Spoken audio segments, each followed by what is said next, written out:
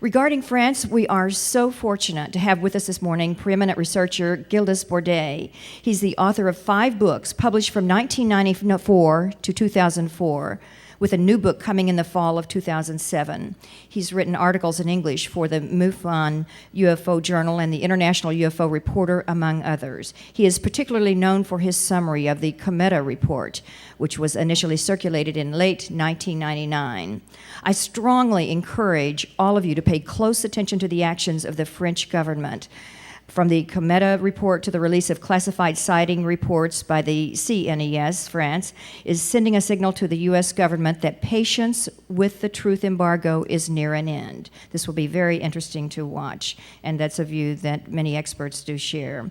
Monsieur Bourdais will talk about all of that and much more. Please welcome this mild-mannered but fiercely devoted researcher to X-Conference 2007.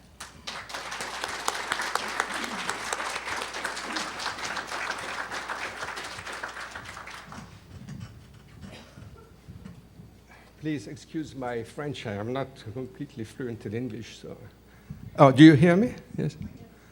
All right. So I am going to try to be as clear as possible. So you see the title of this presentation, The Death and Rebirth of French Official UFO Studies. That's the little story I'm going to tell you now. And it is a rather unusual story. There is no real equivalent in any other country, so it's a kind of interesting story. And what happened is that in March 2007, there was France drew attention, international attention, by announcing that it was going to disclose all its its official UFO studies on the internet, on the website of the French National Center for Space Studies. So that was quite an interesting move. And if I can find how to reach the next slide, yes. That should be. You see, the American IUR, International UFO Reporter, summarized this in its front page. The subject of the talk. If you want, just hit this button. This one? This one here.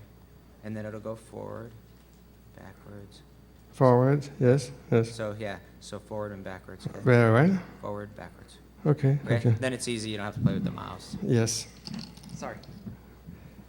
And what happened is that what I'm going to tell you in more detail is that there was an official service created 30 years ago at the French Center of Space Studies, a little French equivalent of the NASA, if you like. So just imagine that NASA would have created 30 years ago an official service for the study of UFOs, and that NASA would be now publishing all its files. But it is at a French scale, but it is what is happening.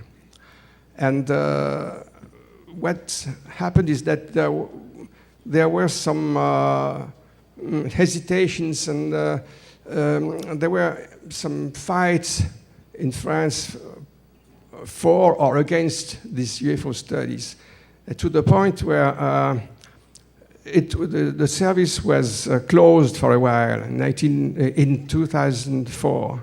That's the meaning of this title. Is France going to bring to stand back UFOs in the cosmos?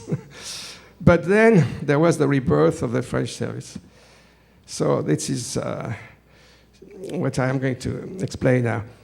Why did this happen in France? How did it happen? And what is the situation now? So the rush for the French UFO Files means that they announced that they had 1,650 cases and with more than 6,000 testimonies to be put on the web. That's about 100,000 pages. So it's a pretty heavy job, especially that it is a small team. And you can access, well, about, I would say, 500 pages at this present time on this website of CNES, that means Centre National d'Études Spatiales, well, in English, French, National Center for Space Studies. Here is the announcement on this website of CNES. So the study of PAN, P-A-N, which means in French unidentified aerospace phenomena. Unidentified, yes. And that's the title of CNES, the French Space Agency. That's the meaning, unidentified aerospatial phenomenon. Phenomenon being the singular of phenomena, in case some people don't know that. But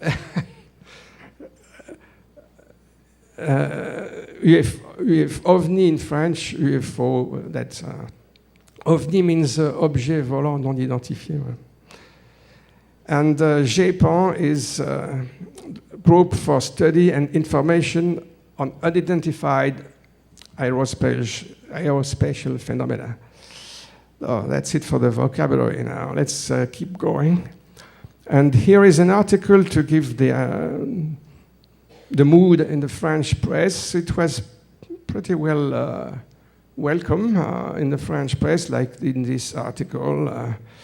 So, well, the UFO archives, the French UFO archives are going on the internet. And here is, I want to give an idea of the French Center for Space Studies. It's not just studying in offices, it's also operating, the launching of rockets in French Guiana. You see the biggest one here, the Ariane 5 rocket, here on takeoff, which is a pretty big rocket, able to launch 10 tons in orbit. So France is not alone, and it is a European program with all main European countries in it. Here is just a little view of the offices in Toulouse, France. You know that Toulouse is the kind of capital of aerospatial activities in France with the Airbus company. So now let's go back to the story. So it started in 1977 with the creation of a little group, GEIPAN, created by Yves Sillard, then Director General in French, Director of CNES, who appointed a young engineer. So here is Yves Sillard now, recent picture now, he's a retired man. And I have a good contact with him, by the way. One thing I must say is that this talk is a personal presentation. It is not an official presentation, but I sent him my text and he globally approved it. So it's not official, but it's more or less approved. And so back in 1977, there was this young engineer who was very interested in UFOs. He had met Alan Hynek, who had interested him, and he had read the Condon report, but I had found that there were very interesting cases. So there was already there were some people in France who were really interested in UFOs, and it goes back to many years before.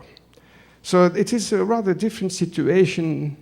That's what I want to explain in France, because in the United States, there is a very strange situation that there is a lot of ufological activity, like we can see here at this conference, and yet the American government still denies the existence of UFOs. This is not the case in France. It has been, well, more or less officially accepted since at least 30 years now. But what happened is that this little service was quite active and had the opportunity to make some very interesting study some very interesting cases, like some that I will present briefly at the end of this talk. And so it drew attention in France, but maybe a little too much, because obviously there were some people, many people in fact, in the scientific and intellectual community who were quite hostile to this. So we see already at that time a kind of difference of opinions between the scientific and intellectual world, who rather hostile to UFOs, very rationalist-minded, and people in the industry, aerospace industry, who were quite interested on the contrary. But the result was that after a few studies which were very, very interesting, there was a backlash, and the service had a reduced activity. There was the chief engineer left, and there was only one man left, Jean-Jacques Velasco, who was with very limited authority. One of his activities, in fact, was to take care of the debris of rockets debris. You can see him showing one here. So it was not even a full-time job, UFOs anymore, you see. But then there was a surprise in 1999, the COMETA Report that probably some of you have heard about. Who has heard about the COMETA Report? Quite a few people. And it was published suddenly in the middle of 1999 without previous announcement, and it asked for a rebirth of French UFO studies. Here's the cover of the UFOs and Defense. What are we to get prepared for? And here are some of the authors of this interesting and surprising study. You have here some people who, not all the authors, but I can present them briefly. Here is at the left, you have a senior chief engineer in aeronautics. All these people with really very competent people in their field. Here's the lawyer of the COMETA, Michel Agrin, whom I know well. General Letty was a senior officer, general of the Air Force, who is the leader of the group here. He's still active. Admiral Merlot, who is deceased now. And here, a very competent general engineer for armaments, Alain Orzag. So, and here you see some people who were outside but who supported the COMETA, like here André Lebon, Professor André Lebon, a very high-level scientist. Here you have an astronomer, Jean-Claude Ribes, about whom I am going to talk again later. And General Norlin, who was at least, I think, a 4-star general, General Bernard Norlin, who encouraged the study. So this is just to show that there is a different situation in France at that time already. Again, I would say. And these people said, yes, we should study again. This is General Norlin. We should launch again the official study of UFOs. But here you see, as an example, that not everybody received well this study. And here you have an article in one of the major weekly magazines in France, L'Express, kind of equivalent of Newsweek for France, which said UFOs, a delirious report. Why did they say that? Well, in very few words, because the COMETA said 2 or 3 or 4 things. There are UFOs, they are real, they are probably extraterrestrial, and there is a big problem of UFO secrecy in the United States. That was the message, the main message of the COMETA. And there was an almost instant reaction of hostility from some quarters, and you see an example of that here. But let's go on with the story. So that was in 1999. And apparently nothing happened, but in fact, yes, there was a lot of reflection, what should we do, etc. And you have here in 2002 an article in the major daily paper, Le Figaro, rather right-wing newspaper, who said, well, UFOs, the state must give more means of study.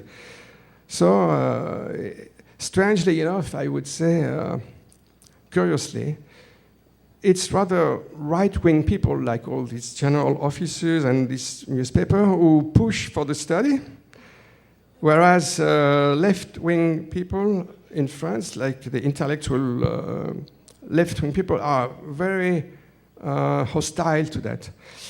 Why is that? So I think that there is a simple explanation. It's because, especially in France, the intellectual world is very claims to be very rationalist, and they don't like at all that sort of story, like UFOs, paranormal, etc. But that was not all.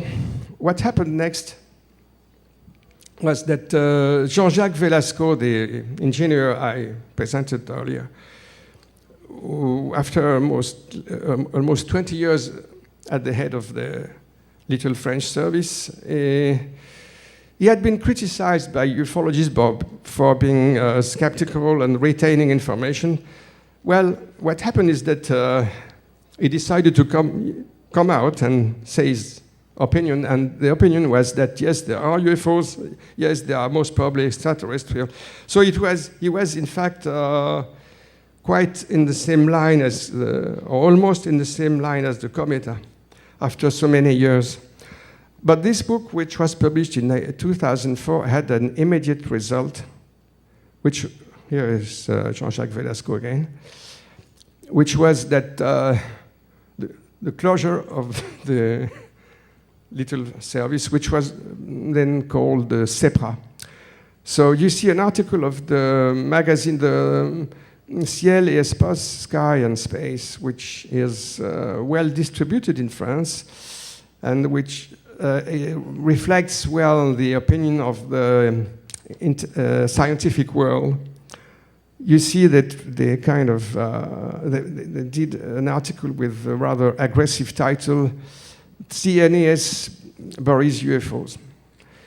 But so some people were quite satisfied with that decision, but that was not the end of the story. Because in 2004, 6 months later, in 2004, the Figaro again put the subject back on the table, saying, well, those UFOs trouble the French National Center for Space Studies. And, well, so there was a kind of fight in the French media. Here you have an example of a left-wing magazine, the Nouvel Observateur, which about the same time at the end of 2005 had published that kind of article, UFOs are lost at last in the... What about if we were alone in the universe? You see, that reflects well the mood of many people in the intellectual world in France. But what happened is that there was a study ordered by the CNES, but the new director of CNES, which concluded that yes, gave a favorable advice to the rebirth of of the study of UFOs at CNES, and this is what happened. In 2005, it was launched again with new people.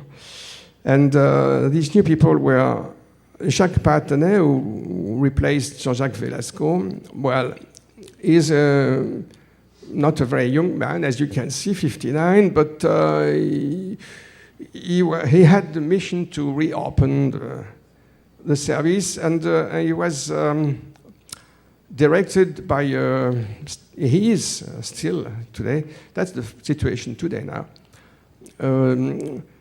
under the supervision of a steering committee, which is headed by the very man who created the first service in 30 years before, Yves Sillard.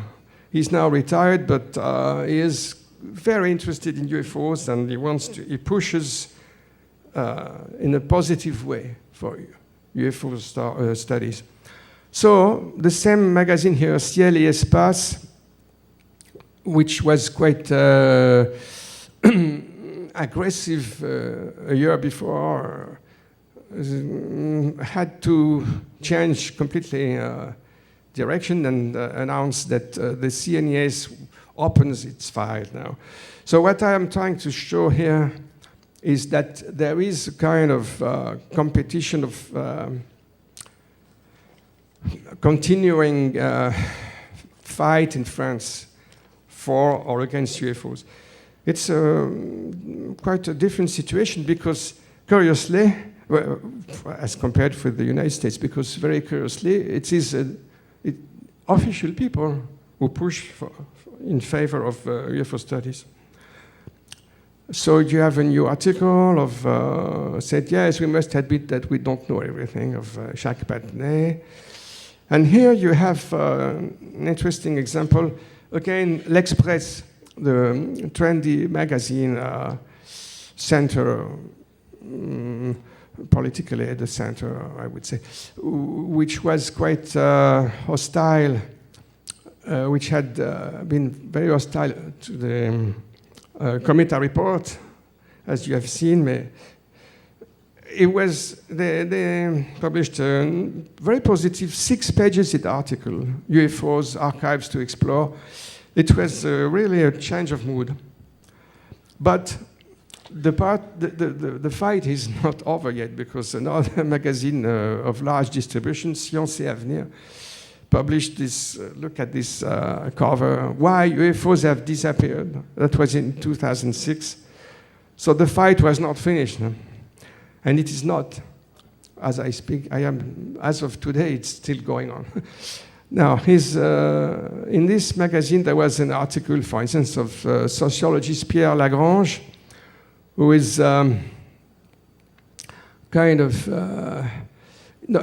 very ambiguous author. Like you see on this title, The Flying Saucer Was Born in June 1947. So he has an approach which pleases the intellectual world. But if you read the article, you go to the end of the article, you realize that he doesn't say there are no UFOs. No, he says, well, yes, UFOs maybe, but we cannot understand anything about them. We are like monkeys. We cannot understand. That's about the philosophy of this man.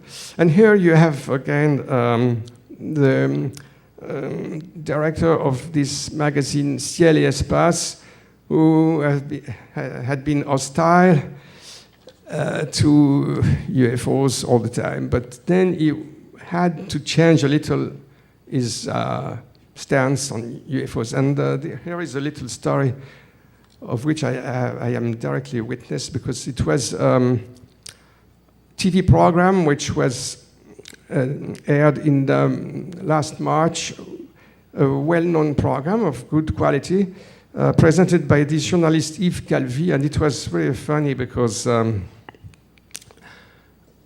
there were 4 guests, Jacques Partenay, this man that you have seen, Alain Sirou, and Pierre Lagrange, and me. And this journalist turned toward Jacques Patenay and asked him, well, are there UFOs? And he was obliged to say yes, but we don't know what they are, but yes, they are UFOs. And then he turned toward Alain Sirou and he raised the same question, and he added, be careful about what you answer because you may lose your job. So it was very funny because he was very embarrassed, this journalist. But there are other episodes, more recent episodes of this kind of mediatic battle. I must say that at the end of June, this is very recent now, there was a big program on the French national television, the FR3 channel, end of June, which was very favorable to skeptics, like one of the guests who is Henry Brock. Who is Henry Brock? He's a scientist who specialized in the very negative study of all paranormal things, including UFOs. And he was one of the major guests at that show. So we all realized then, I mean the ufologists, that the battle was not finished yet. However, quite recently, in last August, the newspaper Libération, which was quite skeptical a few years ago, changed its mood again, and they interviewed me. They gave me one full page. And so this is a curious situation.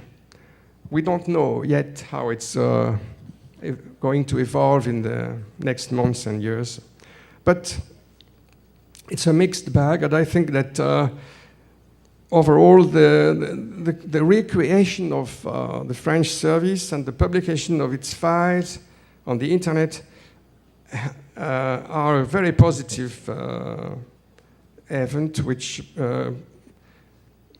has brought a renewed interest in France for UFOs. And now, I don't know if I have much time left, perhaps you could tell me. All right, 30 minutes? Very good. What I would like to show now is some of the... So what's going on the website of CNES? You have here a chart of the studies already published. That's about 500 files. It's only one fraction of all the files available. It takes a long time because they have to delete all the names, addresses, and things like that. So it takes quite a long time. Now, they had warned, since the beginning, Jacques Patenay had warned that we are not going to find any new spectacular case because the really spectacular cases were actually had been already published. I am going to show a few of them. But at least we have now access to a lot of official documents like this. This is a report of the gendarmes. Gendarmes are the military police. The military police, the Gendarmerie Nationale, is officially in charge of collecting the reports. And so they are still doing that job. They were doing it already in the 70s, and they have kept doing the job. This is the kind of document which is rather boring reading, I must say. But one very interesting aspect of this new publication is that they have completely changed their evaluation of the number of unknown cases. Here you have the statistics now published on the official French website of National Center for Space Studies. And what does it say? It says that about 28% of their UFO files are unknown, unidentified flying objects. 28%. And the other categories are A, and in blue, perfectly identified. In violet, you have probably identified. And in C here, in gray, you have cases with insufficient data. So it is quite new, and I would like to remind you of the previous figures on the number of unidentified flying objects. As you probably know, during many, many years, decades, it was an accepted fact that there were about 5% of unidentified flying objects. That was the figure, 5.5%, in the archives of Blue Book, which had more than 12,000 cases. So we lived with that. But actually, when you go back to more precise figures, we have much higher percentages. Now, for instance, in this book of Yves Sillard, who published a very interesting book, that's another aspect of the French situation. There have been several books published by Yves Sillard and his colleagues, and also by Velasco, I mentioned, which give already very high figures, like 14% of UFOs. But when we go back, so this new figure of 25 to 28% is really a surprise, because even last year we were still at 13, 14%. But if we go back in time, you had in the United States a very important study which was called the Special Report 14, published in, it's a study which was made by the Battelle Memorial Institute in the 50s for the Blue Book. And they found 25.5% already at that time of unknown. So we are finding that kind of figures now for the French files, interestingly. Now, what I would like to stress is that there are different opinions, even among people who are interested and who are studying UFOs. And this book, which is a collective book, reflects that. So what I would like to show now is that there are several people here who are quite positive on UFOs, like Yves Sillard himself. And I would like to quote one of his words here. On page 19 of the book, he says this: ETH being the only hypothesis which, at the present stage, brings an eventual perspective to explain the phenomena, the existence of which is indisputable, an attitude of frightened rejection without examination doesn't seem to be the good approach, however. So that's a kind of tone, you see. And the year before, he already had given an interview which was even stronger. He said he talked about the problem of UFO secrecy, and he said, the climate of suspicion and disinformation, even derision, that dismisses witness testimony and stems from, yes, he denounced that, it stems from surprising intellectual blindness. So it was pretty strong words, there were strong words. And in that team, there were other, well, here you have the cover, the new cover of the book of Velasco, which has been published again. And I will come back in just a moment. I would like to give another example of one of the authors of the book of Yves Sillard.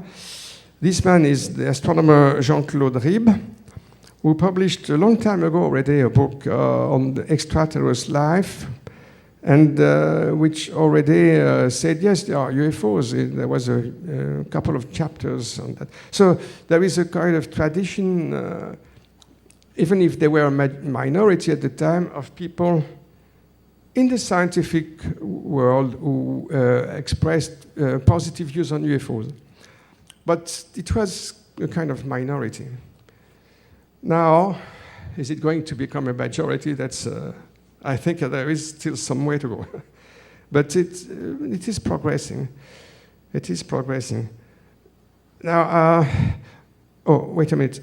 There is another author in that book, whom I know well, who is a friend, who had written a book, a very strong book against disinformation, UFO, 60 Years of Disinformation. It was published by a good French publisher. And he is in the book of Yves Sillard. So you see, there is a kind of gathering of people who push somehow towards what is the subject of this conference, this UFO disclosure, in fact. Well, it's still too early to say if they are going to succeed. Well, we asked a number of people who push in that direction now.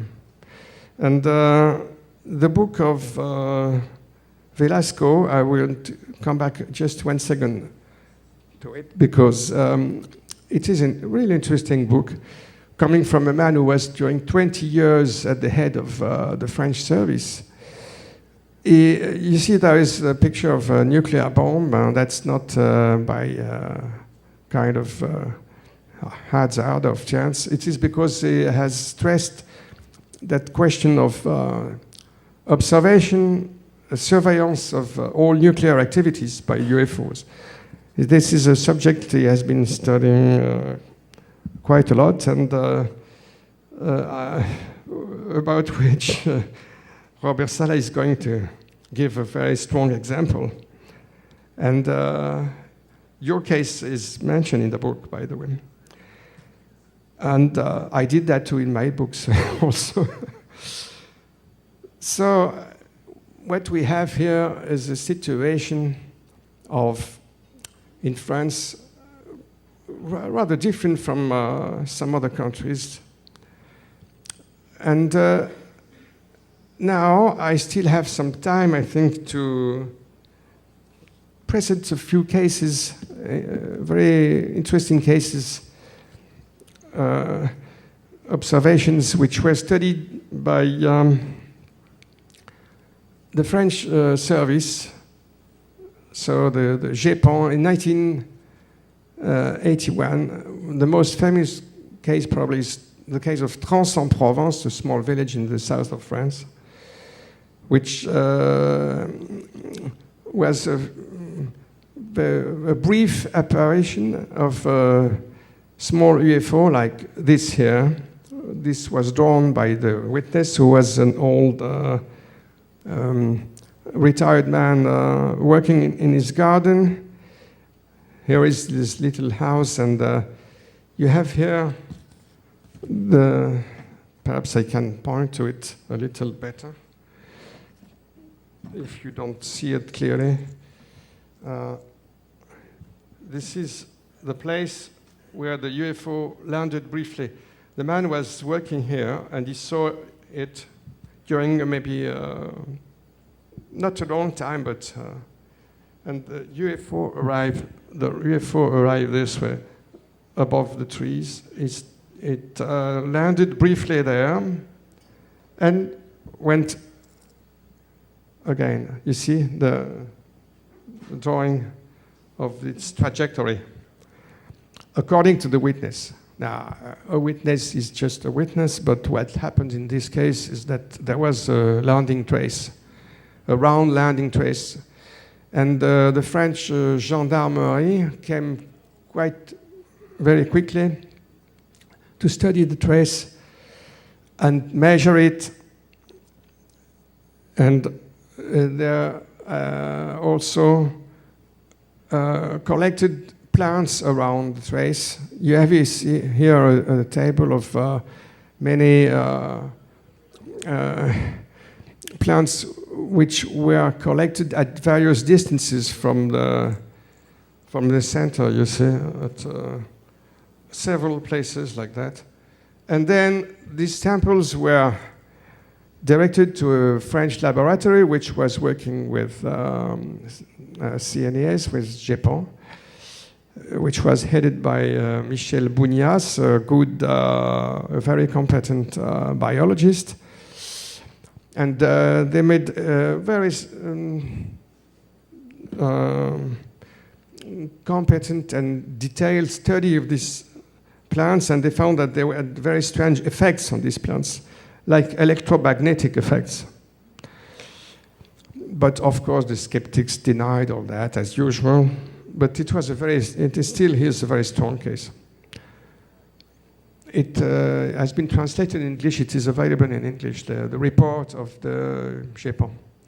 Here is another case which has been confirmed by Jacques Patenay at the program, the TV program. I was next to him, and he confirmed that, yes, there was, in the 70s, the exact date I don't remember, but I can tell you, it was in 1977, French Mirage 4, little nuclear bomber that you can see here, was had a really very close encounter with a big UFO.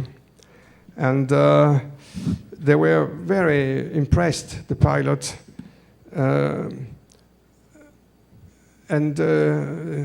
You see here as a young pilot, Colonel Giraud, and it is a very well-documented case.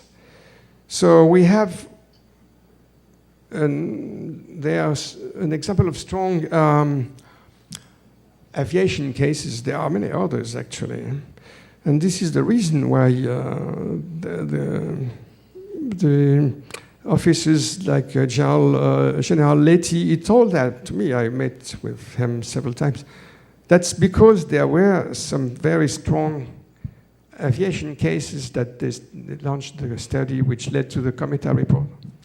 Here is another example of a strong case, curiously named L'Amarante. L'Amarante is the name of plants which were around a little UFO which landed briefly in a little garden in the city of Nancy in the east of France. And there was one witness, but he's a scientist. So it is actually a strong case, a very strange one. It was a small UFO, something like this, you see. And it came out of nowhere and remained during 20 minutes in stationary flight, silently, under the nose of that man who was completely stupefied. And he tried to take a picture, but he couldn't. The camera was blocked. He looked around, he saw effects on the plants, like the plants underneath were standing upright, like if there was a strong electromagnetic field. Then the UFO departed, and there were effects on the plants. They collected plants around, which were close to the UFO, called the Amarante. I don't know the English name, if someone knows what Amarante are. Well, there were effects on these plants, something comparable to the plants at Trans-en-Provence against electromagnetic effects. So this is another strong case which led to a study, to the report which was published. These are two of the cases which stirred attention in the beginning of the 80s and led to a strong reaction and the reduction of activity of GEIPAN. You see, I mentioned that earlier. Now, if we go back in time, this is here another example I like to talk briefly about, because in a little village in the south of France, again in 1965, there was a close encounter with landing traces. It is a very famous case.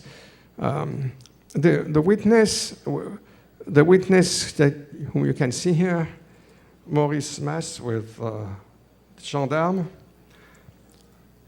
was a very serious man, a good farmer, cultivating plants of lavender. Like in this area, there are lots of there is a lot of lavender. And this man, early in the morning, was going to his field, like you can see here, with the plants of lavender, and he saw a UFO on the ground. He first thought it was a kind of vehicle, small vehicle, but when we approached, he saw it was a very strange vehicle, and there were two little beings near it, and they noticed him. They directed a sort of instrument at him, which paralyzed him, and they quickly entered the craft and left. But you see the result here is that on this ground, during several years, there was very strong effect on the ground, and the lavender couldn't grow there. It has been studied extensively. There were traces deep in the ground also, like if rather heavy craft had landed there. And this is an example of one of the most well-known cases, and it has been confirmed by the French service, which was created later. They studied back the case, and so they had quite. They still have these cases on file in France. But the question I want to mention to finish, 2 minutes? No? 7 minutes. Okay, fine. I will just eat them and finished. The question to finish my presentation of French files is, well, are there secret files in France? Well, yes, most probably there are secret files. And at least I can give you an example of a missing file, which is the file of a close encounter which happened in the north of France at the time, in 1954, in a little village in north of France, Quarouble. I don't know exactly the place, it's somewhere here. This is the map of all the close encounter which happened during that big UFO wave in France. By the way, there was the same wave in Italy a month later. So it suggests very strongly that there is a kind of program. You know, I believe very much in that. There has been a program of gradual acclimatization or gradual presence, and to make us think about what it is, what's going on. And there was a huge wave in France at that time. And here is what was published in the press at the time. Flying saucer, yes, nothing is incredible in the declaration of this guard barrier, which it means the man was he was a worker in steel works, and also he was in charge of a barrier for railway next to his little home. And what happened to this man is that one evening he saw a UFO land on the railway tracks. Two little beings come out, which scare him very badly. So he ran to the gendarme to tell his story. He was in a very agitated, and the police. And you see here the police de l'air, the air police, has taken very seriously all this affair. So many official people came to study this, because there was a landing trace. You can see here, he points to a landing trace, which was on one of these wooden pieces. What's the name in English? All right. Thank you. And you see here a close-up, and it is very interesting because you see him here with the gendarme, who looks quite meek and smiling. So it was, there was, at the time in France, there was no aggressivity, you know. The gendarmes liked these stories, in fact. And there was French researcher, journalist called, named Aimé Michel, who has had a couple of books translated in English. Probably some of them have heard of him. He made a very good book on the French UFO wave later, and he studied the case here, and he met with engineer from the French National Railroad Company, and 2 years later, who told him that they had measured a weight of about 30 tons on this mark on the railway. 30 tons. It was not a huge, but it was a very heavy UFO, in fact. And why do I talk about this? Because Jean-Jacques Velasco, in his book I mentioned earlier, talks about this case.